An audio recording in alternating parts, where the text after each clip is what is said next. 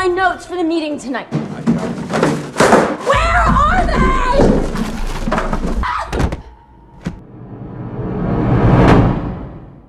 Today we're diving into The Housemaid, the twisted domestic thriller adapted for screen and directed by Paul Feig, starring Sydney Sweeney as Millie, alongside Amanda Seyfried as Nina and Brandon Sklenar as Andrew. From the very first chapter, The Housemaid locks you into a mental shortcut, and it does it fast. A struggling young woman living in her car, desperate for a break. A wealthy, unstable wife making her life a living hell. And instantly your brain does what it always does. It simplifies. The underdog versus the tyrant. This isn't a story about a bad job. It's an experiment in how easily your empathy can be weaponized against you. And that's exactly why it works. But the shift happens the moment you stop looking at who is screaming and start looking at who is holding the key. And by the end, you might realize the scariest psychological manipulation wasn't in the locked room. It was in plain sight the entire time. Let's get into the drama. The book by the same name became a cult phenomenon not because the plot is new, we've seen the nanny from hell trope 1,000 times, but because of how it structures information. We need to unpack 3 things. The calculated use of the halo effect to blind you to red flags, the structural pivot that forces you to rewrite your own memory of the events, and finally, how the casting of a Hollywood it girl is going to add a layer of meta-manipulation that the book could never achieve. If you think you know who the monster is in this house, you aren't paying attention to the architecture.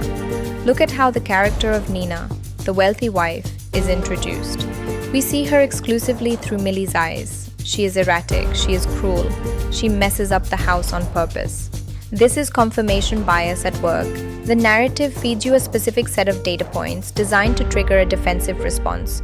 You align with Millie because Millie represents survival. Nina represents excess and cruelty. And then comes the husband, Andrew. The story introduces Andrew as the counterbalance. He is apologetic, he is suffering, he whispers warnings. And because Nina is established as the antagonist, your brain automatically slots Andrew into the role of the fellow victim. This is the phase where certainty becomes a liability. The text uses a psychological concept known as splitting. It forces the audience to categorize characters into absolute binaries, good versus evil, victim versus abuser. You ignore the inconsistencies in Andrew's behavior, the fact that he's too perfect, too available, because you are too busy hating Nina. The author Freida McFadden knows that once you have decided someone is a victim, you will excuse almost any behavior they exhibit later. You are not just reading a story, you are building a case file in your head and the evidence is rigged, but the shift happens the moment the perspective flips. In the book, there is a distinct line where the narrative control is ripped away from Millie and handed to Nina. This is the uncomfortable truth moment. Suddenly, the same events are replayed, the mess in the kitchen, the temper tantrums, the erratic behavior, but now the context changes. This is where the story utilizes recontextualization. The mess wasn't cruelty, it was communication. The erratic behavior wasn't mental illness, it was a survival strategy against a controlling sociopath. And here's the trick. The story doesn't just tell you that you were wrong, it makes you feel complicit. You hated Nina. You rooted for her destruction. When the narrative reveals that Andrew is the true architect of pressure, the one locking women in attics, the one dictating the weight of his wife, you feel a cognitive dissonance. You were rooting for the monster because he was polite. This is the psychological comeback. The story proves that your judgment is flawed because it relies on surface-level social cues, politeness, wealth, physical attractiveness, rather than actions. Nina's craziness was the only rational response to an insane situation, but because she didn't perform victimhood in a way you found palatable, you condemned her. Now let's layer in the movie adaptation. Casting Sydney Sweeney as Millie is a brilliant, if dangerous, move. Sweeney carries a specific cultural baggage.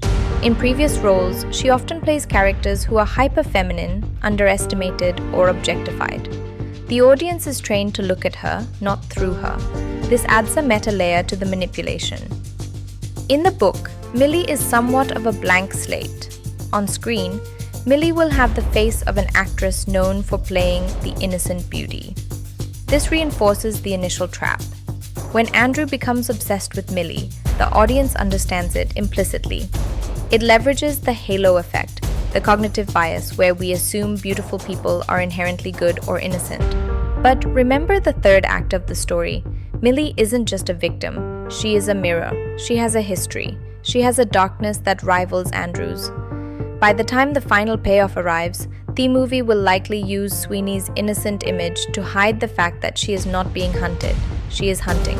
It's not about proving Millie's innocence, it's about reclaiming control over who gets to be the predator. The film has the potential to weaponize the audience's own objectification of the lead actress to hide her agency until it's too late. The second rising action doesn't just raise tension, it flips gravity. Up until now, the story has trained you to interpret chaos as coming from Nina, her outbursts, her paranoia, her contradictions. You've categorized her. Unstable wife, emotional liability, the obstacle in Millie's path to safety. And then the narrative pivots. Information begins to surface that does not fit the version of reality we were handed. Nina's irrational behavior suddenly has context. Her hostility starts looking less like madness and more like desperation. The locked room is no longer a symbol of her cruelty, but possibly of her fear. And the most disturbing part is not what we learn. It's how long we were comfortable not knowing. Millie, meanwhile, becomes calmer. Not relieved, not vindicated, calm. She adapts too easily to every new revelation. She adjusts her emotional responses with surgical precision. When suspicion shifts, she doesn't panic. She recalibrates.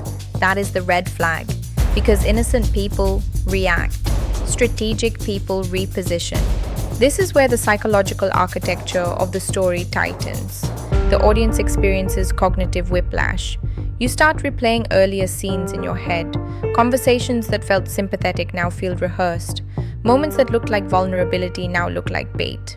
The underdog narrative begins to dissolve, and in its place emerges something colder. And just when you think you've located the real threat, the film layers in another destabilizing possibility. What if the apparent victim has been orchestrating proximity from the beginning? What if every humiliation she endured was an investment?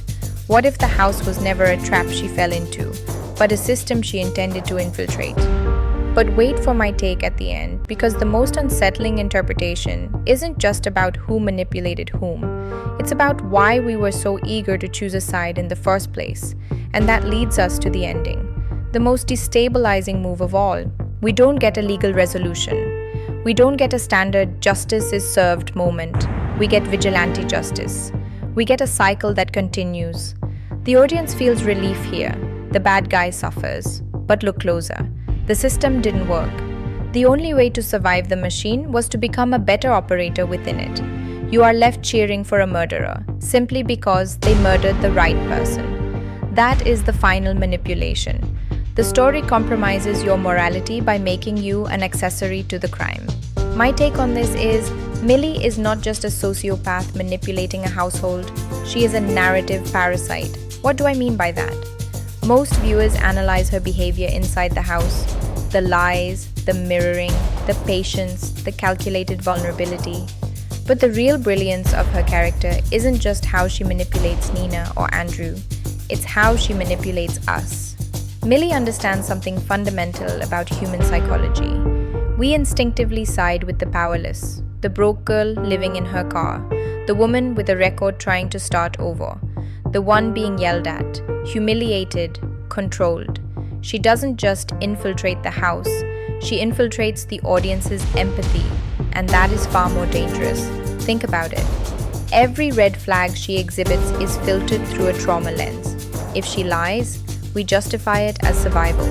If she hides something, we assume it's because she's been hurt before. If she makes a morally questionable choice, we interpret it as reactive, not strategic. But what if her past isn't a wound? What if it's a credential? What if Millie isn't reacting to abuse, but recreating environments where abuse can exist so she can step into the role that benefits her most? In that reading, she doesn't just exploit people, she exploits archetypes. The fragile wife, the distant husband, the neglected child.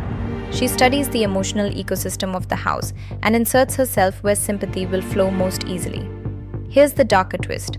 The real locked room in The Housemaid isn't upstairs. It's the story structure. You are locked into Millie's perspective so tightly that by the time the truth fractures your assumptions, you've already emotionally invested in the wrong person.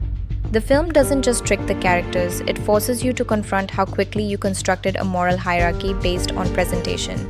And maybe the scariest idea of all is this: the sociopath wins not because she is the smartest person in the room. She wins because we need heroes, we need a victim to root for. So we manufacture one. Millie's greatest manipulation might not be inside that house. It might be the fact that even after everything is revealed, part of you still wants her to get away with it.